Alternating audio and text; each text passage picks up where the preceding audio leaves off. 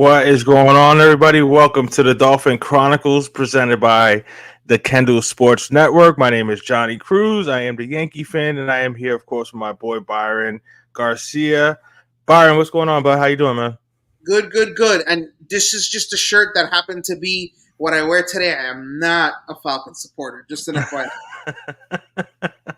Yeah, there's no doubt about that. We're nothing but fins up, nothing but Dolphin love up here. If you're new to the spot, check it out. Hit the subscribe, smash that like button. Make sure you turn on your notifications so you know whenever we are going live. As you can tell, it is Tuesday evening at 8:20. We normally do our Dolphins Chronicles show Monday nights at 7:30, but we had a bit of a storm pass by our Florida residents down here. So Debbie made us move the show to Tuesdays. But keep those notifications on so you know whenever we're coming live. Again, Dolphin Chronicles every Monday night, 7:30 Eastern time.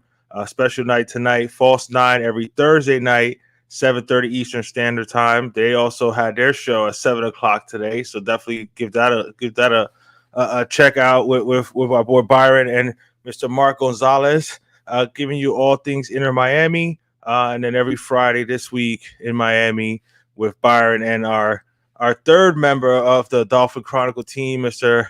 Alex Bastillo, pero he is not with us tonight. He is working again. You know, life happens, but we are here. Byron and I are here to talk about all things Miami Dolphins. They had their joint practice today with the Atlanta Falcons.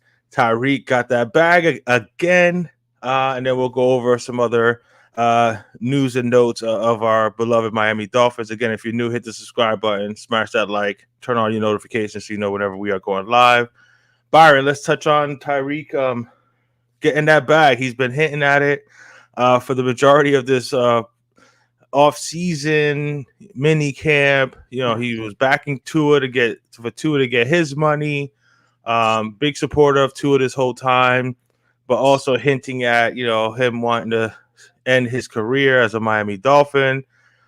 He even made the comment that he told Drew Rosenhaus, his Don't get me agent, don't get me traded.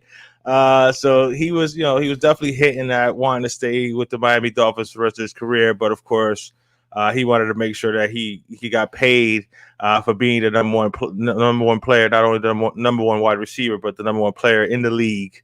But we'll touch on that as well as far as the top 100. But so what are your thoughts? Tyreke gets 3 years, $90 million restructure, not an extension, people, restructure. So there's only 3 years on this deal, $90 million, $65 million guarantee. So technically, it's a 2-year deal, which they can get out of after 2 years, but more than likely they're gonna just do the whole 3 years. Waddle's locked up for the next 4 years or so.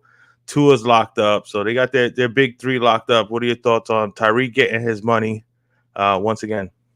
So, okay, I'm gonna throw out a name from long ago.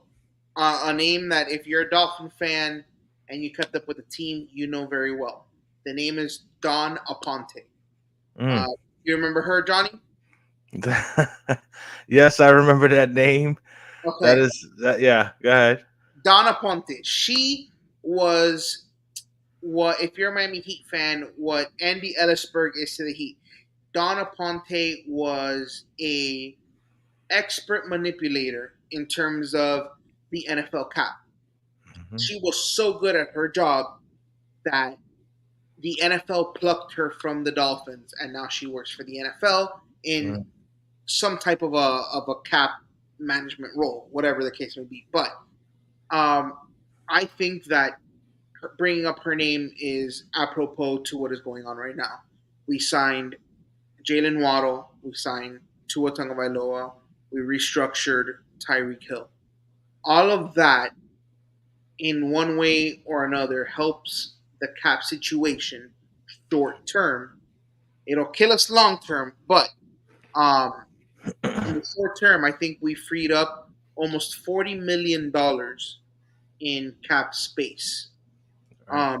What the Dolphins do with that cap space is yet to be determined.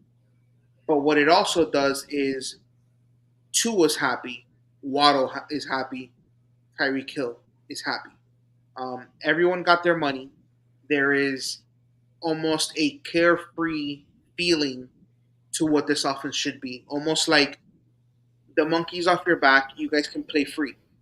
Um, Not only does that benefit the Dolphins, like I said before, in terms of salary cap, but it should benefit them on the field with Tyreke Waddle and Tua playing like they have that money, which they do. So I do expect a freer football team as opposed to making business decisions because of contracts. Yeah, I totally agree with that. We touched on it a bit last week. Again, if you're new, definitely check out last week's show when we talked about after Tua got paid. The sense of relief that must have come upon him, knowing that he got his money. Of course, the pressure is still going to be there because you have to perform. But the fact that you know that you are locked in, your money secured. Now you can just go and play freely, like you mentioned, not having to worry about, if I get hurt, I'm not going to get my money or whatever the case may be. So I'm with you on that. Those are the three main guys on this offense. Tua, Tyreke, and Waddle, of course. Um, you mentioned the way they work the cap, which props to Chris Greer, and I'm drawing a blank on it's Brian Shears or something like that, or Shern, who's the capologist or whoever. Yeah, the Dolphins, you know what I'm saying, capologist or whatever, who's crunching those numbers.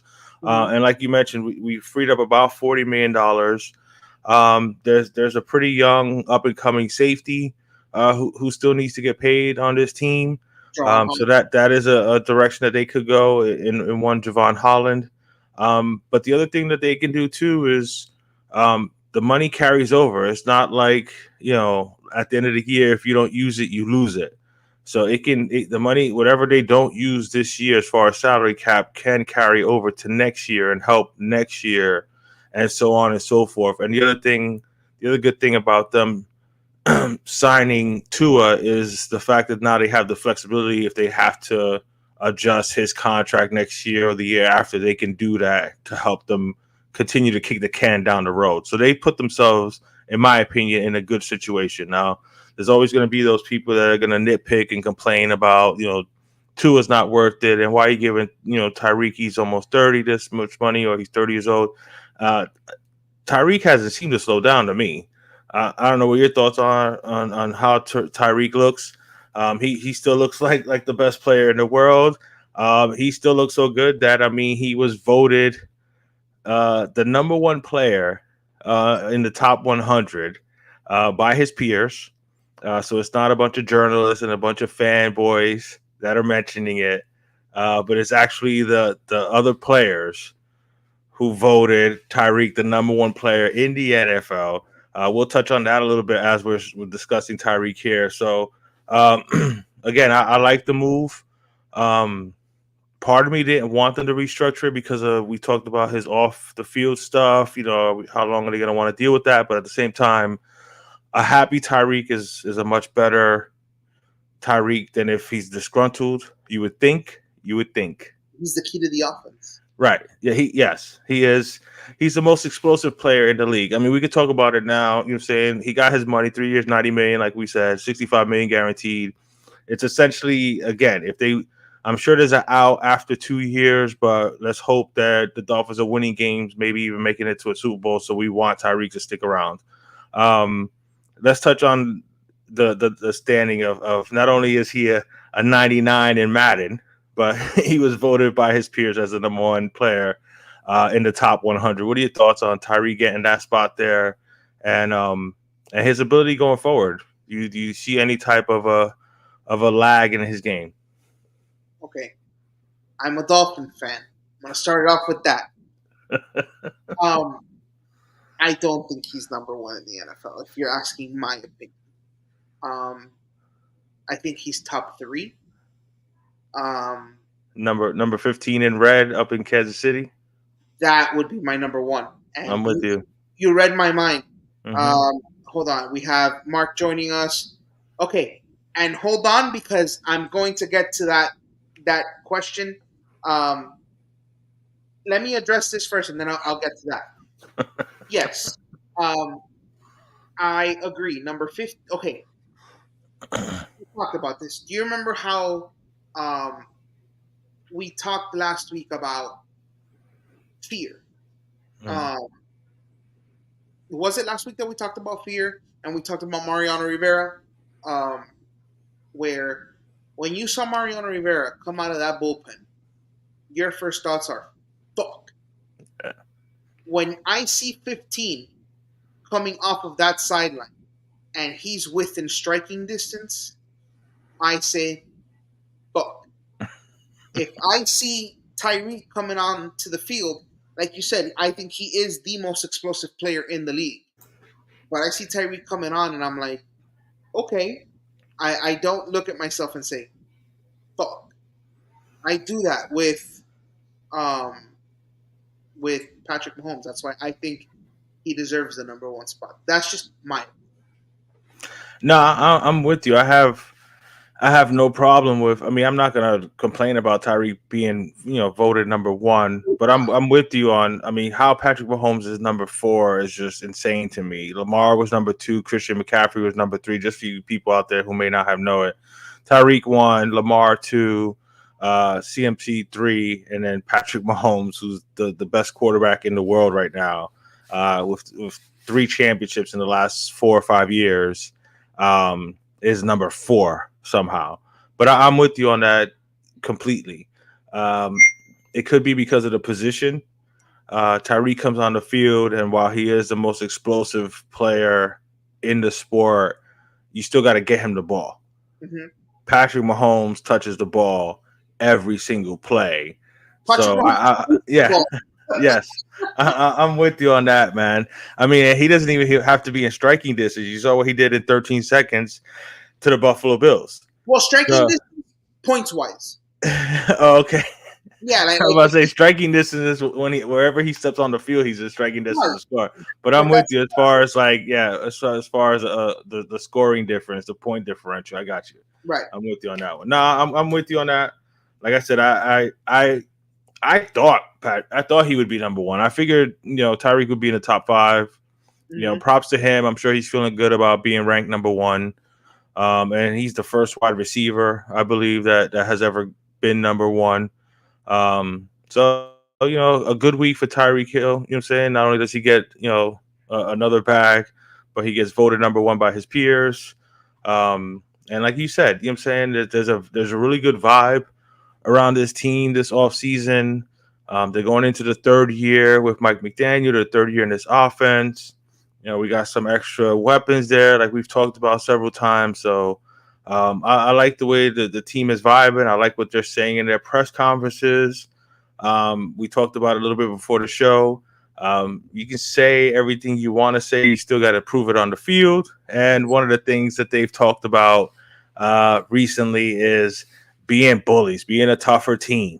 So that has come a little bit into fruition as far as the toughness, as far as at least battling. Like we mentioned, it they had their joint practice with Atlanta, but before that, there was a little scuffle with the Dolphins themselves as they had themselves a fight at one of their practices. So, what are your thoughts on these comments about them wanting to be tougher, about them wanting to be bullies? Um, yeah, just what are your thoughts on them talking about that? Okay, so I'm gonna go through a chronological order, and for context purposes, I'm going to put Mark's question on here Okay, because I'm going to work my way through it to get there. okay. Um, I think that this defense needs to be more physical in as a whole. Mhm. But what I want is the offense to be more physical in terms of a grinded offense, meaning what I want is toughness on defense, stop the run, be bullies in terms of the line of scrimmage. On offense, I want us to do the same thing. I want us to be able to run the football, be tough in the trenches, grind out those yards when you really need it. I think that's the identity that we need in order to succeed in the postseason, which is what this team's expectation is, because we've all seen that as far as finesse, we get there. Now, I think that right now we lack that physicality up front, and that 36 million, 39 that is free. I come back to loving the fat guys. I think that $39 million allows you to go get veterans that may be A, cap casualties, or B, um, a young guy that may just jump off the page where teams are saying, you know what, maybe we can get rid of this veteran that may be making a significant amount of money and put in a rookie that may be close, if not the same as him, on our line, making a lot less. And it gives us the freedom to acquire that toughness that I want to see on both sides of the ball. That's where I am in terms of the toughness with this team. Yeah, I'm with you on that. We've talked about it plenty of times. We're both fans of the big uglies, Yes. of the trenches. We both are in agreement that it all starts at the line of scrimmage. It's something that we both wanted addressed this offseason. Now they brought in a couple people. They drafted Patrick Paul in the second round. But I'm with you as far as if they're gonna make a move with the money that they've opened up, besides Javon Holland, because I think they need to hurry up and take care of that. Right. You know what I'm saying? He's not now. I hope he's not asking for Antoine Whitfield money, but we'll talk. We could talk about that another time. But The Dolphins to draft, but whatever. right, but I like Javon Holland. He's gotten a lot of hype. He's very instinctual. Um, I think he deserves a contract, especially being a second round pick. He's playing on the final year of his deal, so Yes. you need to take care of him. But again, I don't think he should be the highest paid safety in all of football. But that's for them and the agents to take care of. But I hope they take care of that. Besides that, if they do make a signing, I'm with you. There's going to be a lot of cap casualties coming up in the next couple weeks, and the inside of that interior of the offensive line. And I know that there's been reports about Liam Eichenberg being okay, and Jack Driscoll has been getting a lot of pub. You're saying they're moving him all around, so he's a good versatile backup in my opinion.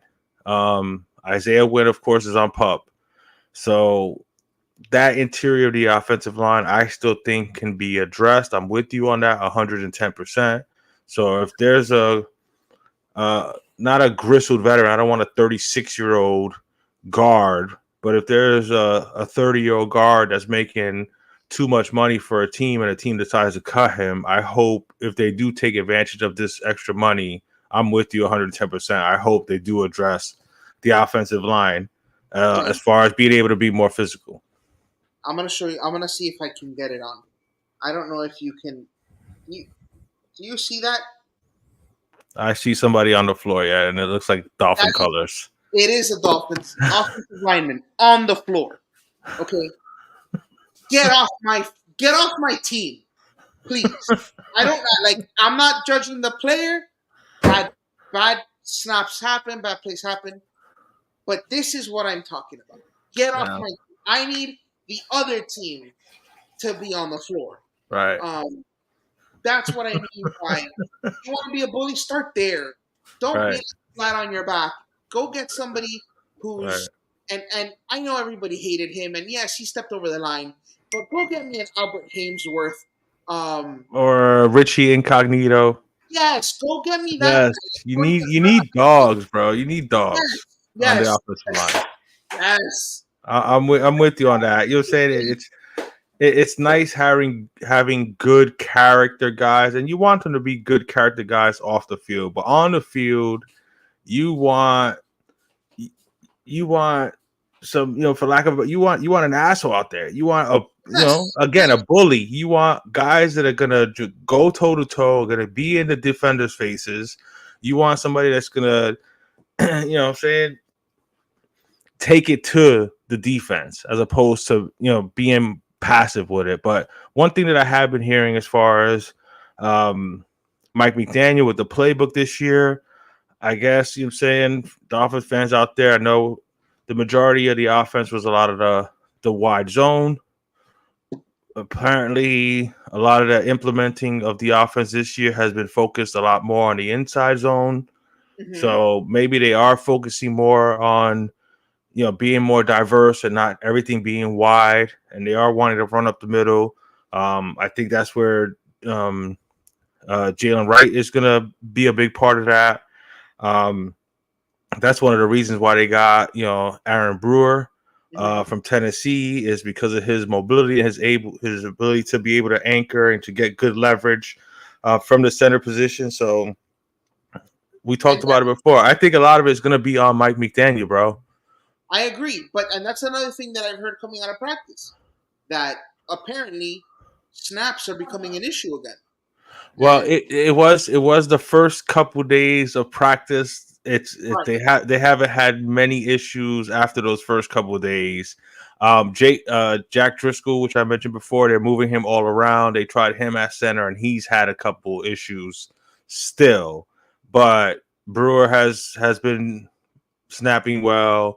Liam Eichenberg, who I guess is the backup center, has been snapping well. The couple of undrafted free agent kids that are on the squad have been drafting well. So they had some issues the first couple days of training camp, but it's gotten better. So don't worry about that. You know what I'm saying? Like Teron Armstead said, it takes a little bit of time for a new center and quarterback to learn each other. And apparently, from what Aaron Brewer said is, he said to be real, I'm short. So Tua's gonna have to get down and get under. He's gonna have to reach up in there. So it's gonna take a little bit of adjustment, but I don't anticipate snapping being an issue like it was in the past. and leave it to the Dolphins to take the only offensive lineman from Notre Dame to absolutely stink. Dude. And they moved up in the draft for him too, I and know. Mr. Liam Eichenberg. So let's try to be upbeat, because if we keep talking about the offensive line, it's gonna drag the show down, because we both know how we feel about it. But Yeah, again, Dolphin fans, not I still like this team. I still I like love this this team's team. chances. I like the roster that we've put together. Again, Byron and I wish that they would have gotten a couple more, big uglies in there in the offensive line. If you want to talk about being bullies, it's one thing to talk about; it's another thing to actually do it. So we'll see what happens once we start playing games, which actually starts this Friday, bro. Preseason is upon us. Like we mentioned, today was the first day of joint practice against the Atlanta Falcons, whom we play on Friday night. I believe, is it 7 Eastern time? 7, yes. 7 Eastern Standard Time this Friday night at the Rock. The Atlanta Falcons and the Miami Dolphins. So that should be an interesting one there to get. We'll get our first taste of Miami Dolphins football, but a little something happened today, talking about bullies and taking it to the other team. There was a little scuffle today with Drake London and our own Ethan Bonner at the joint practice today. Your thoughts not only on this scuffle here, but I'm hearing a lot of good things about Ethan Bonner, bro. So, what are your thoughts about the scrap first? Okay, so good thing that we're and okay. The thing, everyone, it's clear. Ethan Bonner is white. Yeah. For those of you that did not know, I love the fact that he's able to get under players' skin, and he's Oh getting yeah. under their skin in the right way. He's Yeah. making plays, Yep. and he's there is a little bit of a almost like a reverse racism kind of thing where Drake London and a lot of the athletes are black, and they see Ethan Bonner line up and it's like, yo, who's this white boy? Right. And then when white boy plays, there's a frustration level. A lot of it comes from peer perception, but there's a oh hell not to it that Right. it's under player skins, and I like to see it. I think that he may work his way onto this roster as a probably as a backup and a special teams player because that's what got him on the roster last year. That's what Yeah. allowed him to stick around. The fact that he's a really good special teams player. And now you're putting together actual play on the field on top of the fact that Tyreke said it himself and a couple of other players. I know Robbie Chosen went on a podcast and said it. Um, he may be the fastest, if not the second fastest player on the Dolphins team. Throwing it out there.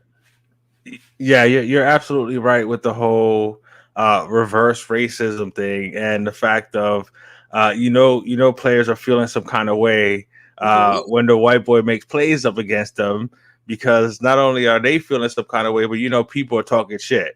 You know what I'm Uh, saying? Other players are talking shit about it, like, "Oh, how you gonna let him get you like that?"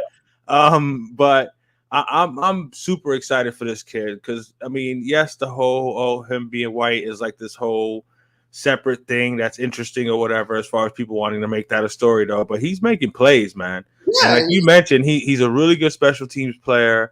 Jalen Waddle actually said that he's probably the most the most as far as making the biggest jump as far as improvement from last year to this year.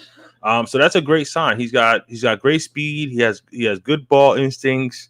And again, if he's a star on special teams and he can play the fourth or fifth corner, possibly even the fourth safety, you know right. what I'm saying, and finds his way on the field. If he makes plays, then more power to him. I love the fact that he did not back down from Drake London and he went right back at him. So that's part of the whole walking the walk. If you're gonna talk the talk about being bullies and being tough, you gotta walk the you know what I'm saying, you gotta walk the walk as well. And I think Ethan Bonner did that today.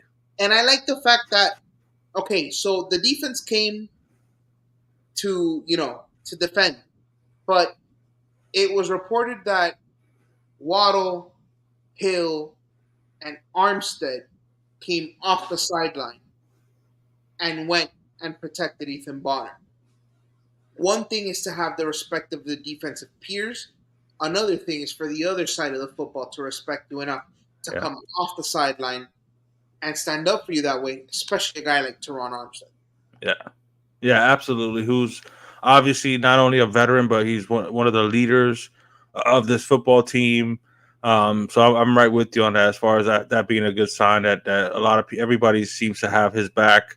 Again, there just seems to be this nice vibe with this team. I know we felt, you know, sort of this way about this team last year, Mm-hmm. but you know what I'm saying? I think kind of the old curmudgeon not being there on the defensive side of the ball anymore.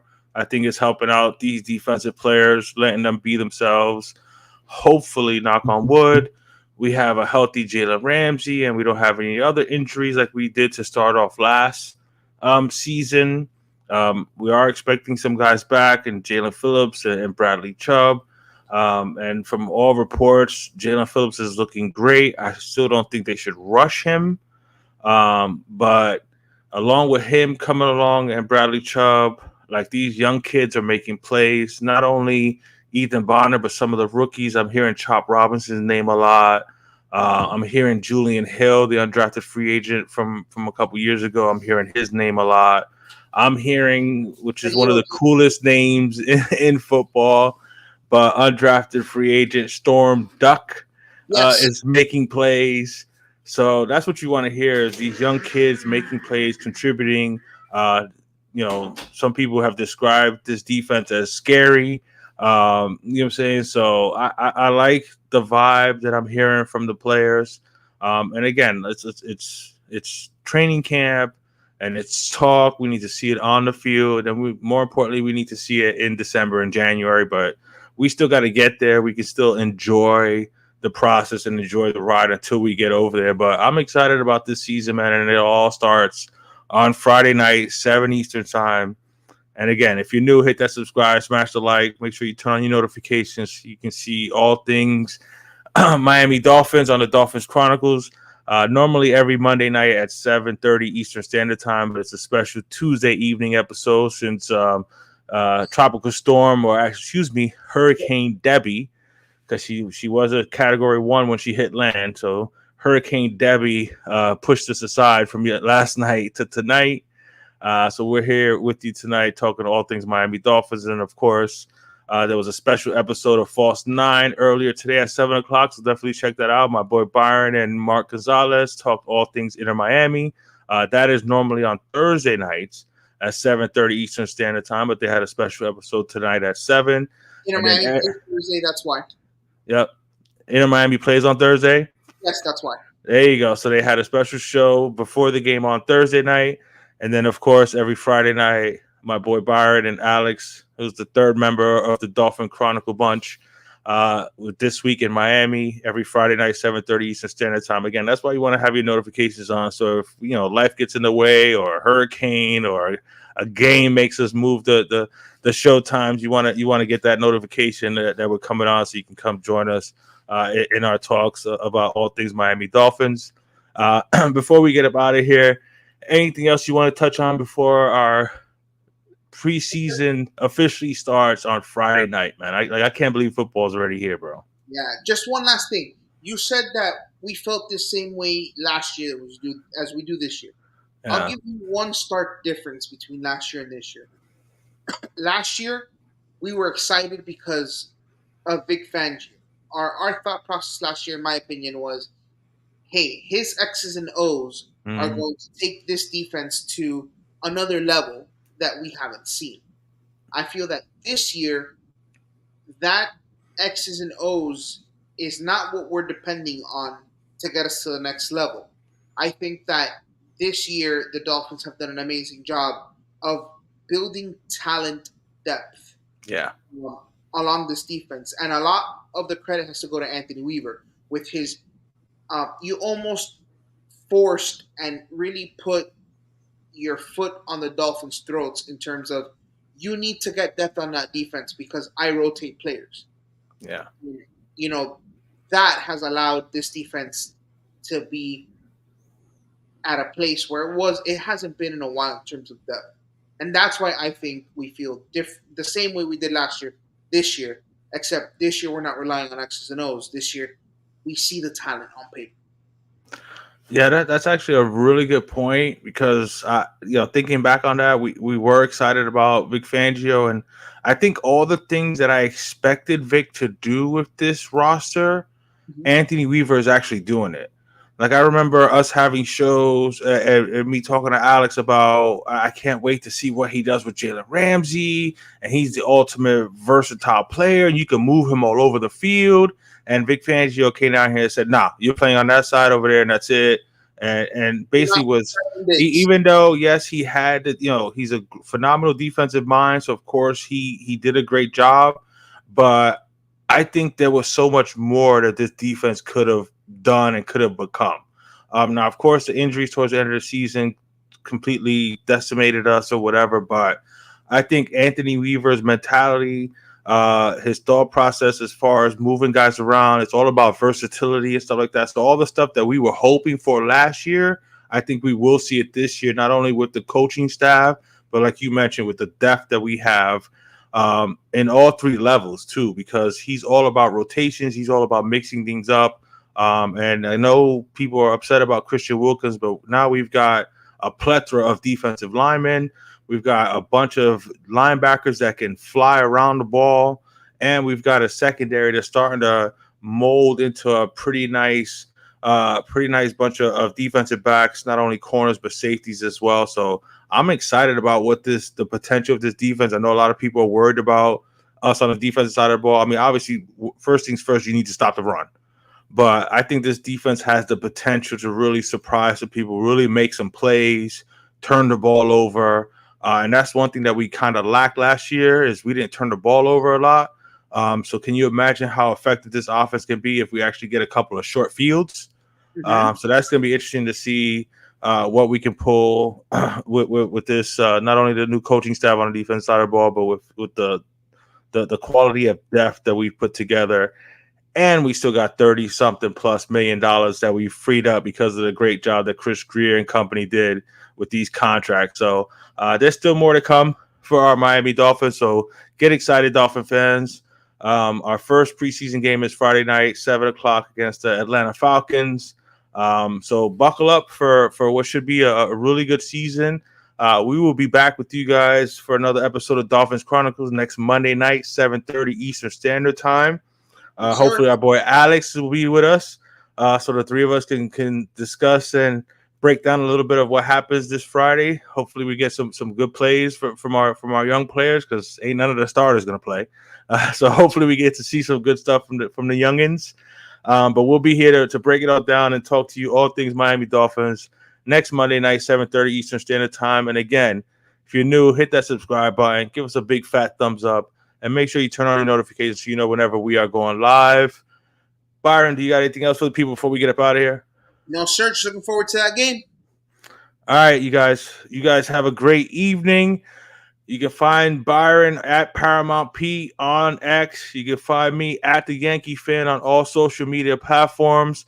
For Byron, for Alex, I am Johnny Cruz. This is the Dolphin Chronicles, and this is the Kendall Sports Network. Have a great one. Hit that out.